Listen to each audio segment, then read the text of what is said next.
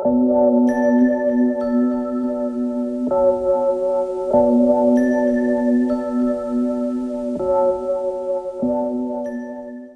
alaikum Al-Hadi family, and welcome to our first ever podcast.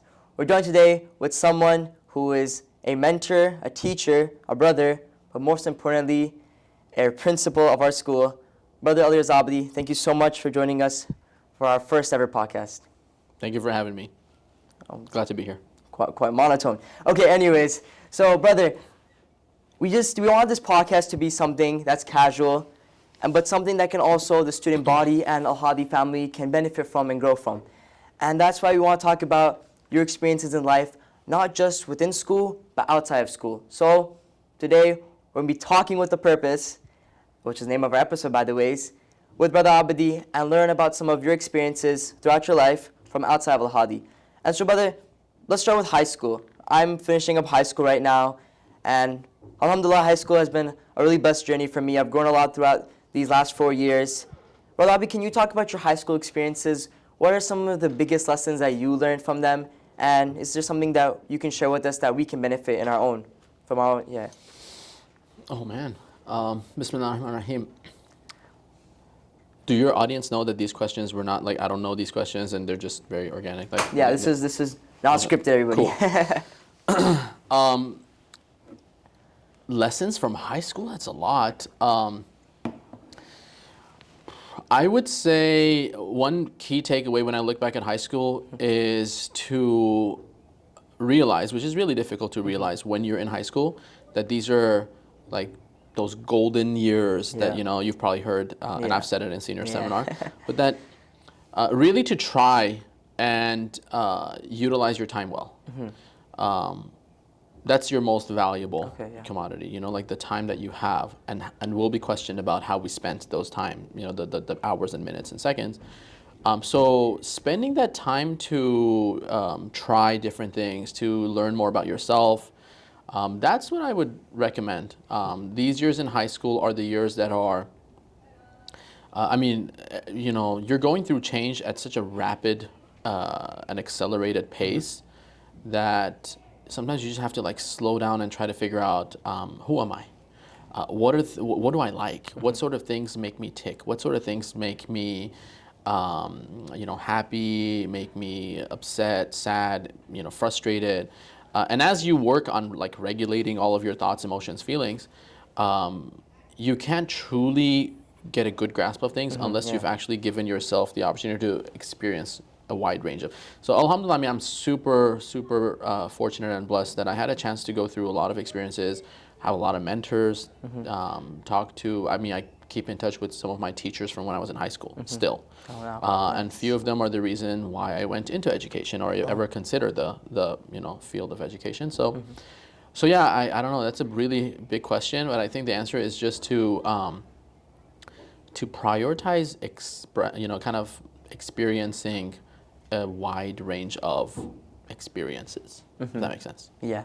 So sometimes with the struggles of high school, one of the things that a lot of students, I personally have gone through, is struggling to maintain a balance, especially, for example, with our school life, family life, spending time with friends, especially even with managing how we spend and giving importance to the deen as well. So can you like talk about sort of how we can maintain balance with all these aspects in life, considering how high school we're really busy? Some of us have AP classes, basketball, there's so many things that are taking up our time.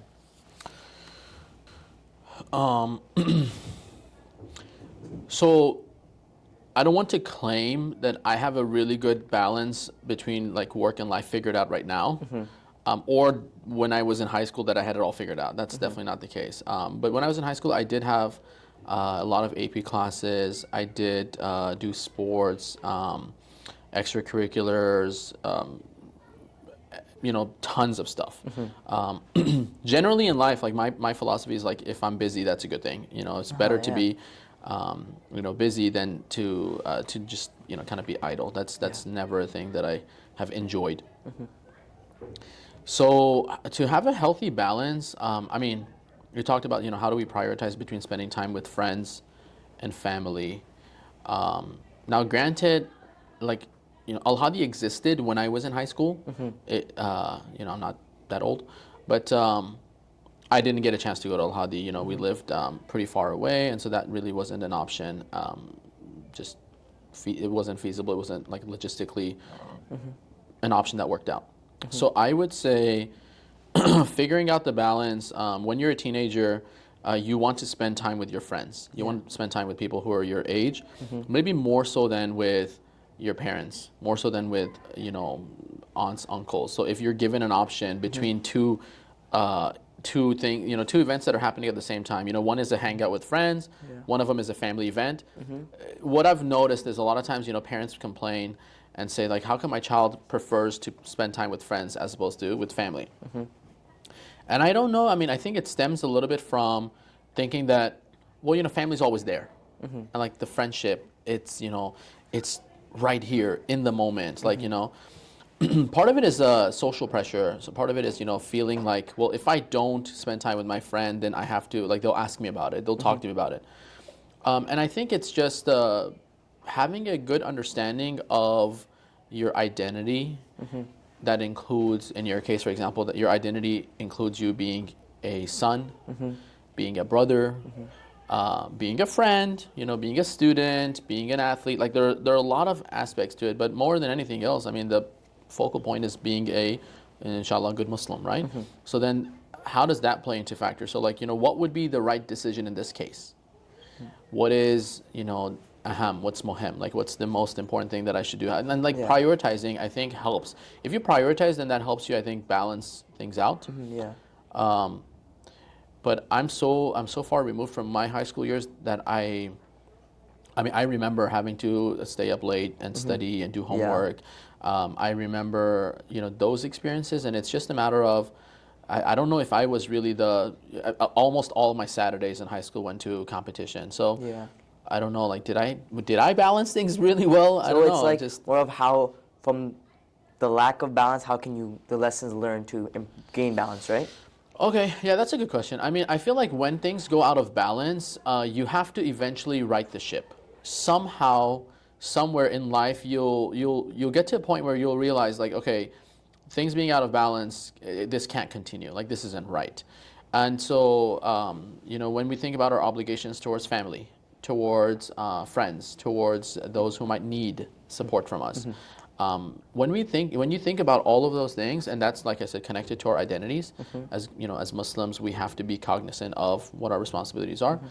So when we think about that, I think it comes down to realizing that eventually, somewhere there has to be a reset button. And maybe that's a journey everyone goes through. But for me, I'm kind of rambling on here, but for me, I think it's a matter of letting somebody discover what those priorities are, because I think each person has a different set of priorities, and also then learning more about themselves. I think you won't really know what your priorities are supposed to be until you discover who you are supposed to be as well, right? Like, so thinking more about your purpose. A lot of the stuff we talk about in senior seminar, like we're talking about our purpose. We're talking about the, you know, importance of no. We're talking about, you know, how to live beyond, you know, like your time in high school. So I think spending time, and something that we have at Al Hadi that I didn't have in high school, I'll tell you that, is you have mentors who've already graduated and who've moved on, or in high school right now. You know, they're in college right now. They finished high school either Al Hadi or elsewhere, you know, 2 years ago, 4 years ago, 6 years ago. So having that connection, and that was a major missing piece of the puzzle. When I came to Al Hadi and I said, you know, so where do we have a list of our alumni who've graduated? Where's this alumni network of ours? Nobody was able to give me or point me to the list. So we had to start it. So, like, you know, 6 years ago, we started putting together the list of all the graduates, and that is valuable. I mean, 196 students now who have, you know, graduated and gotten their diplomas from Al Hadi. We have 80 of them in our, you know, alumni group that we network, you know, we talk to on a regular basis. Whenever there's an event, sending them communication, asking them to join the mentorship program. But sometimes on Tuesday, Thursdays, when I'm seeing some of our alumni who are here and they're serving in classrooms, Islamic studies, for example, with our ulama or others, when I see them outdoors during lunchtime, playing with younger students, and sometimes just kind of putting an arm and like talking to somebody, taking them aside and having a conversation. That's an experience I didn't have in high school. Okay. And I've shared with a lot of the staff and leadership team members that these intangibles, it's tough to like put them on a chart and like measure like how does this fall into our list of KPIs. It's really difficult to be able to like pin things like that down, but that's a key part of a lot of the experience that I think you guys have that I wish I did when I was in high school. An older brother, somebody I have an older brother, by the way, like 3 years older than me, but having somebody that you can kind of go to and get advice, who's gone through the same experiences that you have, that helps tremendously in figuring out things like balance in life and beyond al-Hadi. Like, hey, when I get to college, how do I make sure that I don't spend too much time on my studies and like forego my responsibilities? I don't, attend events, Islamic, like the majalis. How do I keep these things balanced? Like, I think those would be excellent individuals to approach and ask questions, both for boys and girls, because we have, mashallah, a lot of the alumni who are in that group now. We're going to take a quick short break as we have a message from the Al-Hadi Broadcast Journalism class. I don't know, I'm hungry too. Well, let's see what's in there. No, wrong one. Okay.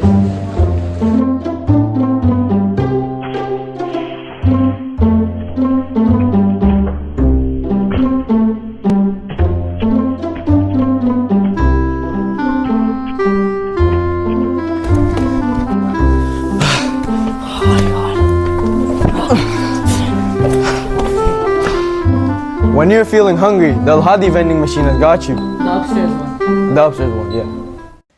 Welcome back from our break, Al-Hadi family. We're once again joined with Brother Alireza Abedi.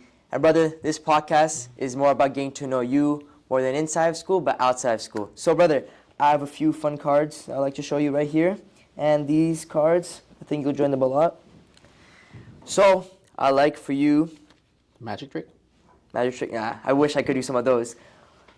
Choose 10. If you could start any business, what would it be? Oh, I have 2 business ideas Uh-huh. that I've told my wife.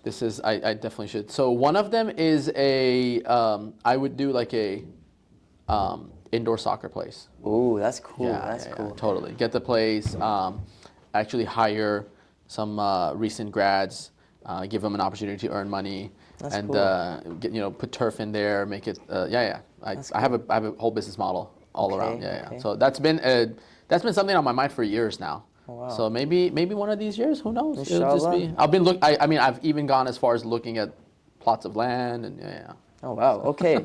So, if you could meet any historical figure, who would it be? Oh geez. Any historical figure. Let me give you a quick one. Just one? Just one? It could be any. It could be a list. I mean, anybody. Religious figures? I mean, if it's religious Anyone. figures, Amir Mu'minin al-Islam, that would be. Definitely, yeah. But if a non-religious personality, then I would want to meet. I don't know. Napoleon has been an interesting personality. Interesting. Huh. Yeah, I would be curious about how Napoleon. Yeah, Napoleon's very interesting. He was not very tall, but a very powerful military general, which I find. Have flaws, but just general, I Yeah. think sometimes you want to read or meet people just to see what history has documented. Is it true or not? What's the scariest thing you ever did? Maybe at the time or at the moment, but skydive a couple times. Skydiving. Oh, cool. I gotta do that. We should have done that for senior trip, honestly. Okay. Do you have any pets? If not, do you want one? Tons of lizards in the backyard, but none of them are pets. So I don't think I can do justice. We try to do fish. Yeah. Fish is even fish are tough sometimes. I mean, chickens were, I just have to make sure the HOA is good with that. So, brother, I have a few more cards I want to go over. I like some of the other cards in this stack. What fictional place would be fun to live? Fictional place? Ooh, fictional place. Hogwarts. Yeah, sure. Let's go with Hogwarts. Narnia. I don't know. Yeah, I'm trying to suggest places. I'm thinking how many fictional places do I know? I'm mostly into nonfiction right now. So, fictional place, sure, let's go to Hogwarts. Hogwarts, okay. Let's live there. Okay, would you rather be able to teleport or fly? Oh, teleport. Teleport, huh? Yeah. Okay. So, a lot of cards.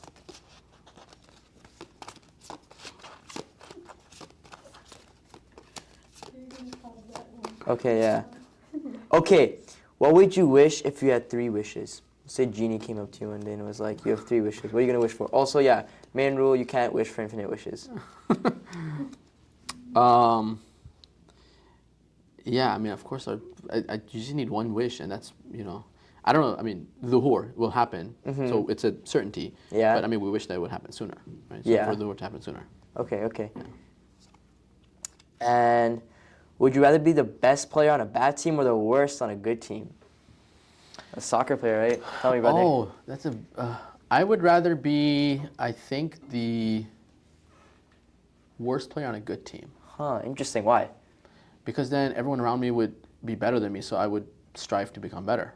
Oh, As that's a good opposed mentality to have, yeah. Yeah, I mean, it's team mindset, right? So Uh-huh. What 3 things would you bring to a deserted island?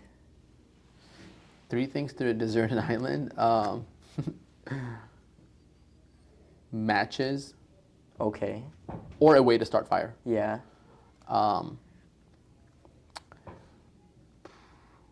I mean, are we like satellite connection, like those kind of Yeah, things? whatever you want, brother. This is sky's the limit.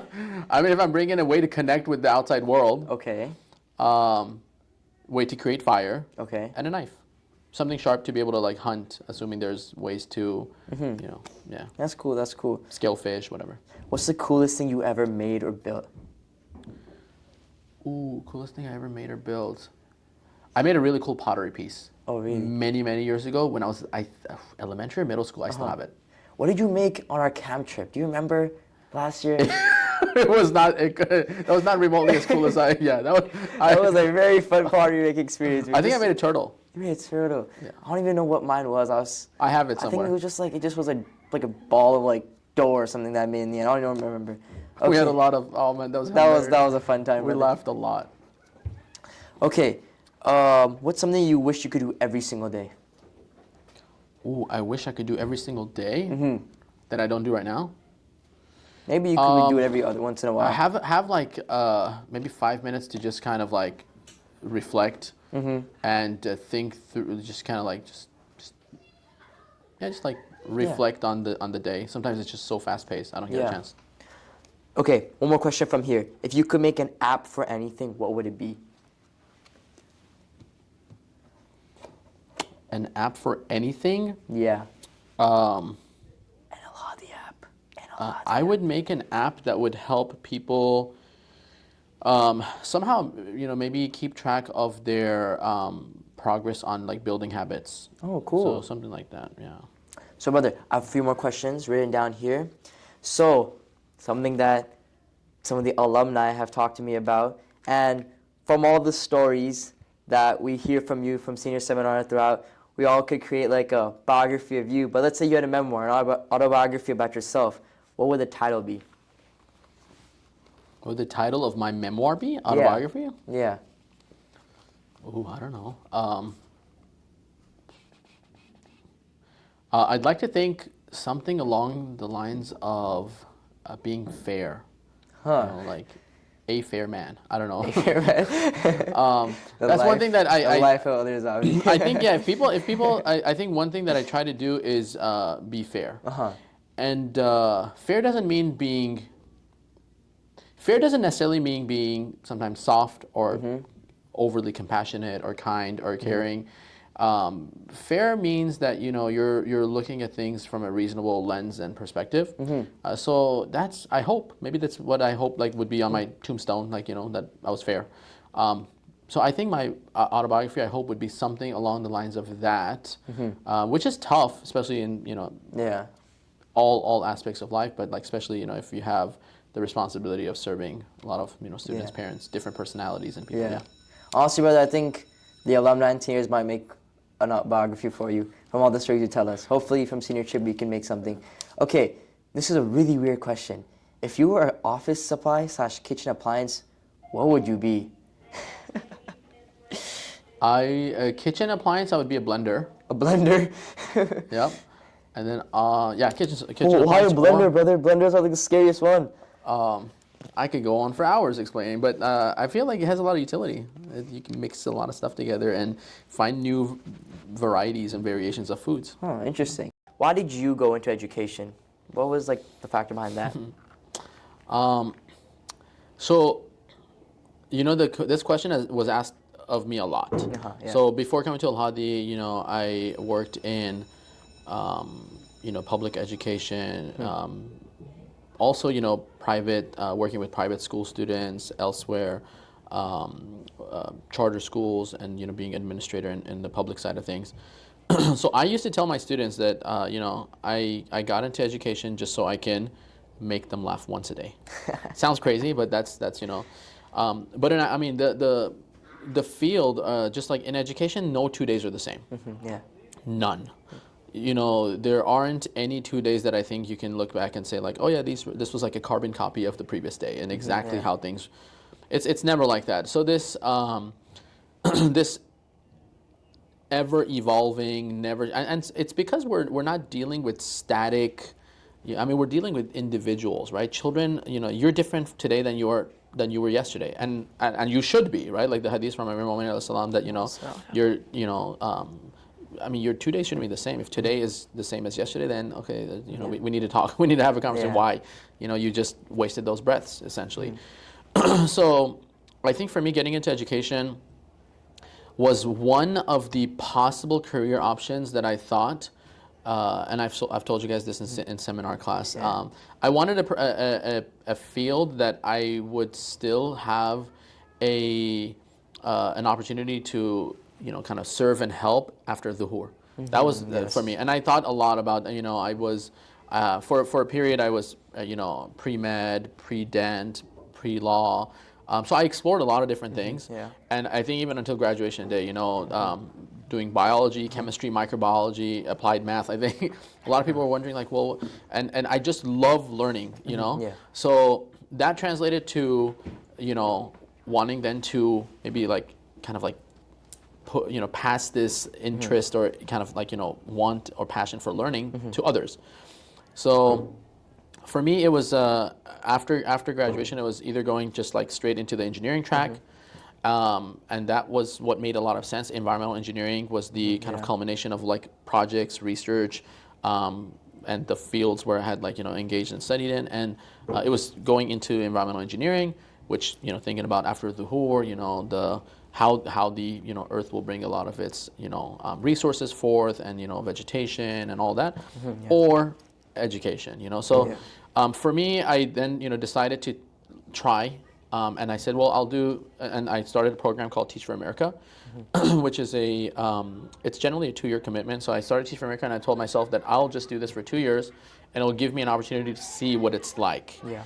And now, granted, when I was a kid, I remember like being, I don't know, like 10 years old, and having dreams of like being a teacher, standing in front of the room and like, teaching a group of kids.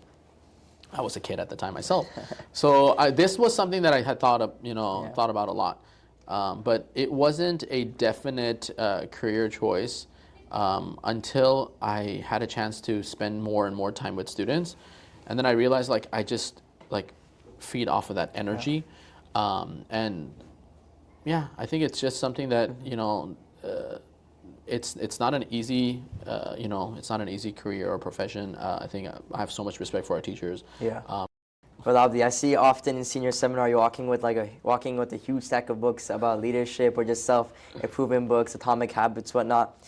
Out of the many books that you have read and told us about, out of the books that you finished while riding a bike, listening, of course, that'd be dangerous if you're reading at the same time. But what's your favorite book out of all of these? There are a lot of really, really good Islamic books. I think, I grew up where, and I don't know if my mom's okay with me saying this, but like I grew up where like every night my mom would read for us from Tawdih al-Masail, like knowing the Islamic ahkam and rulings and fiqh. As we were kids, like growing up, every night my mom would be reading for us. So I think it was really important to know like fiqhi rulings, and that's like the bare minimum, right? Like you need to know your like what's your wajibat and muharramat. So that's important, right? Yeah. Now, if we say that we're saying that all religious texts, because that's our foundational, identity, right? Like it's Yeah. important to read, like Natural Balaka. And there are so many layers, so much depth to it that like somebody like me, I need to hear an alim explain it. The podcast of some of our, like Sheikh Mahdi Rastani, Sheikh Amir Rastani, Mizan Institute, others. Give him a quick shout out on here. I mean, that's that sort of stuff. I really enjoyed listening to their podcast and listen to the Dua Kumil one. That was really nice. Yeah, and some of them I played for you guys as well, so you've definitely heard. So aside from all of that, right, like religious texts and some of the books that we have, because I'm not knowledgeable enough to say. I can tell you I have a favorite dua, but that's beside. But a favorite book, I think. Any book that helps a person understand themselves better. So I've read a lot of, in the last year or couple of years, I would say, I've read a lot of different books from Patrick Lencioni, from John Maxwell, from Simon Sinek, so a lot of these guys that, for me, I know we have, like, English is, obviously, like, what is easily grasped, what can easily be grasped through these books is, for me, like content that then, based on like my limited Islamic knowledge, I can see, how does it align, does it not align with, now, alhamdulillah, I have the benefit of also reading things in Farsi. So, there is a Farsi book, actually. You know what? I'm going to go with this one. There's a Farsi book that is called Chegune Baid Tarbiyat Kard. And so, like, how to do tarbiyah, right?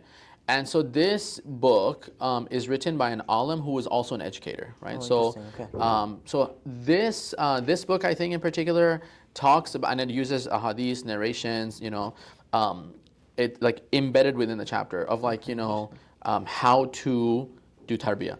So I'm actually working on that now. Now that I'm saying it on the podcast, I guess now I'm working on. I've done a couple of the translations of the chapters and actually shared with the teachers here. But that's, I think, a book that's really, really cool and directly aligns with like things that I really like. So yeah, things. So Atomic Habits, the mechanisms it kind of uncovers, I think, are pretty interesting. There's a new book that I'm hoping, once I get it done, once I finish this book, then I'll share with the parents a session about it. So like, inshallah, we'll do a session and like we'll invite the parents in, share with them the findings. But it's a book that's specifically focused on understanding how to motivate children between the ages of 10 and 25 using some of the latest brain psychology. So yeah, once inshallah I finish that, then I'll share with the parents and maybe do a workshop for them. So on the topic of high school, is there any fun memories you've had from high school that you still recall to this day? My high school experience wasn't really, it wasn't, at the time I didn't think it was like anything extraordinary. It was a lot of fun. I particularly, honestly, I'll tell you this.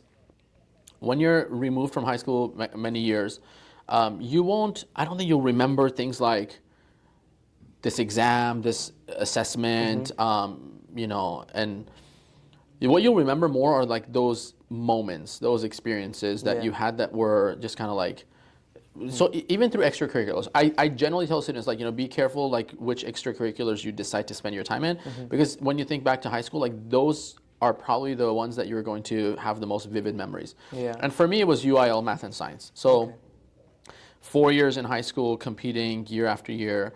Alhamdulillah, having really good, my physics teacher that I was talking about was also my UIL math and science coach. Oh, okay, cool. And so spending Saturdays going to different schools around the region, really, like, from all the way East Texas to, state tournament in San Antonio, a UIL state championship at UT Austin. So for me, when I think back to high school, generally UIL math and science jumps to the very top. That was probably my most fun time that I had. Nice. Was it more fun than the motorcycle? You're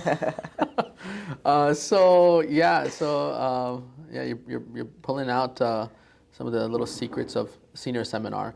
You got to tell, if the younger audience are listening, then they're going to say, what? So I did ride a little Ducati style street legal, Inshallah. I don't know if I'd say motorcycle or moped, but it's like smaller, but 300-pound capacity. That's yeah. So occasionally I gave a couple of friends here and there rides home, but yeah, I used to ride that to school. But for several years I rode my bike to school actually, and it was a few miles each direction. So that so the whole biking thing has been a big part of my life. So I enjoy biking, and I think it's and research I've read about it is like it's a really good exercise for the whole body, especially the back and your spine and all that. So so yeah, I did have a motorcycle. If that was what you wanted me to say. Yeah, I was just like, now that you said biking, I'm thinking about biking to school myself because I only live 3 miles away from here, and the government built a little trail system and then almost leads to school to McLendon Park. So I'm thinking about doing that hopefully, inshallah. Yeah, 9th grade through 12th grade. So 9th through, I want to say 9th through part of junior year, I rode my bike to school, and then after that, then I went motorized. Now you're inspiring me. You gotta convince my mom, brother. That's your battle to fight, my friend. But let me know. Yeah, let me know. No, so just being safe is important, of course, right? Yeah. I mean, the situation with drivers, and I have to say, like, I took very deserted, empty roads to school, and I don't know if that's the same route you'll take, but just be cautious. Yeah. Have you been feeling cold because of this weather? Have you been feeling thirsty? Well, I have the answer for you. IC Chai. It's completely free. Just come down to IC. Yo, Harila, it sure was cold today. Is that icy chai? Can I have some? You said what? Can I have some? No, it's mine. Get out of here, Rashid. Man, bro. That was looking good too.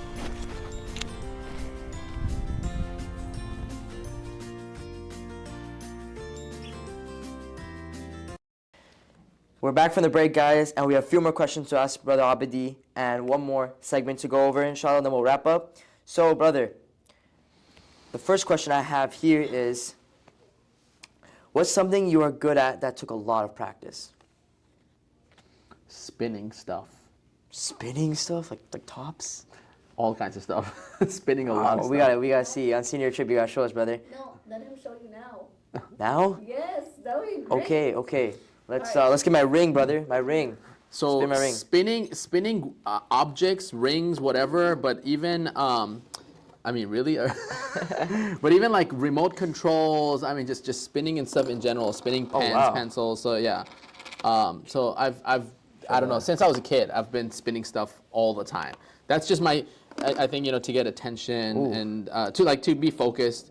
Yeah, spinning stuff for me is just I've honestly been the opposite. I've been so bad at spinning things as a kid. pens, pencils, remote controls. I mean, if you ask me as a kid, and literally as a kid, I thought like if I got into the Guinness Book of World Records, what would it be? It would be a record for like consecutive number of odd spins of like a remote control, even spin, like whatever, just might be weird, but That's interesting. Okay, brother. you didn't sign up to know that, I guess. So, what are you most afraid of? Gulp. Most afraid of? Oh. I mean, a lot of stuff that you would fear, but I fear no man but this thing. I mean, we're khawf and raja, right? Like, Allah subhanahu wa ta'ala. Yeah, fear Allah subhanahu wa But ta'ala.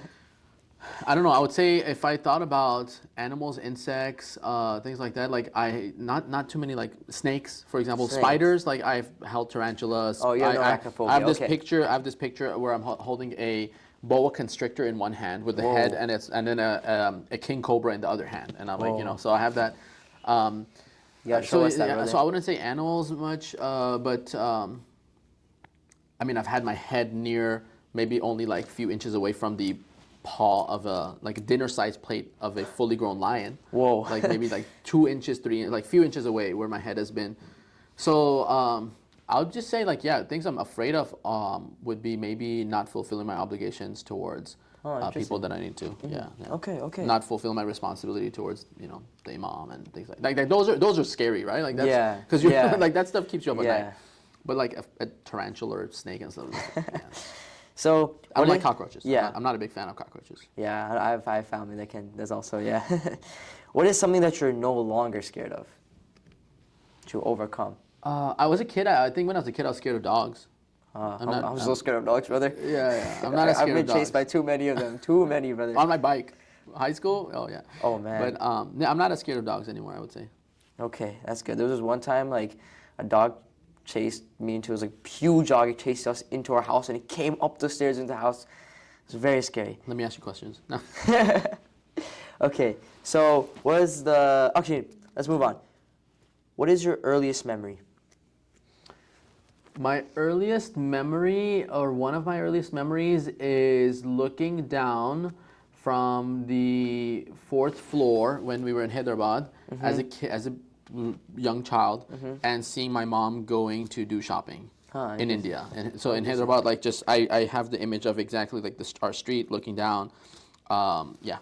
So right off the bat. Looking down, Yeah. down like the balcony or like the window. My legs were through the bars, and I would just like my mom would say, "Look at me while I go," you know. So yeah, that was like one of my earliest memories I can remember. That street, I still remember like the dirt road. So now that you're out Hyderabad, what's your favorite city? Like, I know you've like lived in a couple of places growing up. So Favorite city? Yeah, or like favorite place that you grew up in, like of all the places, Houston. I mean, when I'm in Hyderabad. Qom, I just feel like home. Like Qom is just like gives me peace when I think about that. Okay. Yeah. Moving on to our next segment, it's related to family life, brother. And I think a lot of the Al-Hadi family just sees you as Brother Abedi, the principal running the school. But more than that, you are also a husband and a father. So for some of the younger parents and parents as a whole, can you give us some of the ways that you spend time with your family, how you have fun with them, and general advice as a whole for all the parents? Okay. Yeah, I like. I think it's important to I think for dads, it's important yeah. that we still, if we have young kids at home, Yeah. to still be goofy and Yeah. playful and just realize like it's important for their development. Okay, yeah. Maybe for us it's like to ultimately the goal is to build strong bonds, and by having strong bonds and connections, it can avoid a lot of other problems that may arise later on in life. When we have strong bonds, then our children feel close to us. They'll come and confide in us. They will tell us about challenges, experiences they're having. And unfortunately, sometimes I get to see that parents and their children, not just at Al-Hadi, other schools that I've worked at as well, they're maybe not really on the same page, and they're not entirely forthcoming and honest with each other. So parents with their kids or kids with their parents, and that is sometimes how problems, a lot of difficult situations may arise. Okay. And so what would you give like advice to some younger parents right now who for some of them, I mean, it's tough when you have younger kids because they need a lot of attention. But anyone, I think, they're also really fun years, right? Like when the kids are smaller, like they're really fun years. So just kind of cherish the process and reach out for help from others, because then it's a village. It takes a village, really. Yeah. And then the village is everyone. It's the the youngsters who can sometimes babysit or watch the kids or give you a little break. It's also family, friends that it's important to have those connections. Thank you so much, brother, for all the questions answered. I think I personally learned a lot about you. I hope Al-Hadi family did the same. That's all for this time on our first episode of our podcast, Talking with a Purpose. And if you guys have any suggestions, feel free to leave it in the comment section down below. Once again, thank you so much, Brother Alireza, for joining us for this podcast. It was a real honor having you. Thank you, everybody. Wassalamu alaikum wa rahmatullahi wa barakatuh.